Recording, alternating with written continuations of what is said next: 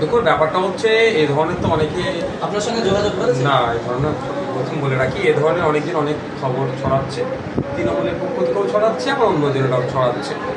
ব্যাপারটা হচ্ছে আইএসএফ এর রাজনীতি একটা মূল্যবোধের রাজনীতি করে। আইএসএফ মারামারি, হানাহানি, হিংসা এই সমস্ত রাজনীতি করে না। যাদের পাস রেকর্ড এত খারাপ তাদেরকে আইএসএফ দলে নেবে কি নেবে না এদের ভাবনা চিন্তা করবে, এক নম্বর কথা। দ্বিতীয় কথা, আমাদের আপনি যে প্রস্তাবের কথা বললেন, এই ধরনের কোনো প্রস্তাব এখন এসে পৌঁছায়নি। প্রস্তাব এসে পৌঁছায় রাজ্য কমিটি নিশ্চিতভাবে আলোচনা করবে, তারপরে আমরা ডিসিশন নেব। তবে আবারও বলছি, আইএসএফ একটা মূল্যবোধের রাজনীতি করে, আদর্শ নিয়ে এগিয়ে যায়। এই আদর্শচ্যুত মানুষের এখানে কোনো জায়গা না। কিন্তু বর্তমান যুগে বেশি নীতি নৈতিকতা দেখাতে গিয়ে বামেরা আজকে শূন্য। তো আপনারাও সেই বামেদের পথেই কি নীতি নৈতিকতা ধরে রাখবেন? তাহলে আপনাদেরও ভবিষ্যৎ যদি শূন্য হয় তাদেরকে নেবেন। দেখুন, আমাদের লক্ষ্য হচ্ছে সমাজ ব্যবস্থা পরিবর্তন করা। মানুষ ক্ষমতা দিলে, মানুষ বেশি জায়গা দিলে বেশি ব্যাপকভাবে লড়াইটা করবো, গণতান্ত্রিক প্রক্রিয়া দিলে। মানুষ স্বল্প জায়গা দিলে স্বল্পভাবে। ক্ষমতার শীর্ষে থাকার জন্য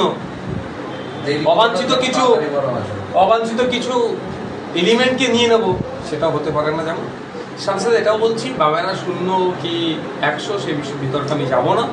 তবে একটা কথা আবারও রিপিট করছি, আমাদের দলের যে স্লোগানগুলো আছে, স্লোগানের মধ্যে নিশ্চিতভাবে আপনারা দেখেছেন, বা আমরা যে লক্ষ্যে এগিয়ে যাচ্ছি, মূল্যবোধকে সামনে রেখে এগিয়ে যাচ্ছি। মূল্যবোধকে বিসর্জন দিয়ে কিছুই নয়। যদি বিসর্জন দিই, সাময়িক সময়ের জন্য হয়তো ভালো ফল পাবো, দীর্ঘমেয়াদী বা সুদূর প্রসারী কিছু হবে না। আমরা চাই সুদূর প্রসারী এবং সমাজ ব্যবস্থা পরিবর্তন। আপনারা সবসময় বলেন যে আমরা গরিব মানুষের জন্য আন্দোলন করি, আপনি আবার এখনো বলছেন নীতি নৈতিকতার ক্ষেত্রে, সেক্ষেত্রে আবুল বা কাইজারদের ব্যাকগ্রাউন্ড দেখে আপনারা নেবেন। কিন্তু আপনারা তো শিল্পপতিদেরকে ক্যান্ডিডেট করেছেন, সেক্ষেত্রে তাহলে নীতি নৈতিকতার তো প্রশ্ন আসবে। আমরা অত্যাচারিত, বঞ্চিত মানুষের জন্য আমরা আন্দোলন করি। মানুষের হাতে যাতে টাকা আসে, মানুষের পেটে যাতে ভাত আসে, মাথার উপরে যাতে ছাদ হয়, কিরিতে যাতে শিক্ষা পায়, সেই লড়াইয়ে রাজনীতির ময়দানে এসেছি। শিল্পপতি মানেই যে জোর চুরি করবে, শিল্পপতি মানেই যে অত্যাচারী হবে, এই ধরনের কোনো ব্যাপার নয়।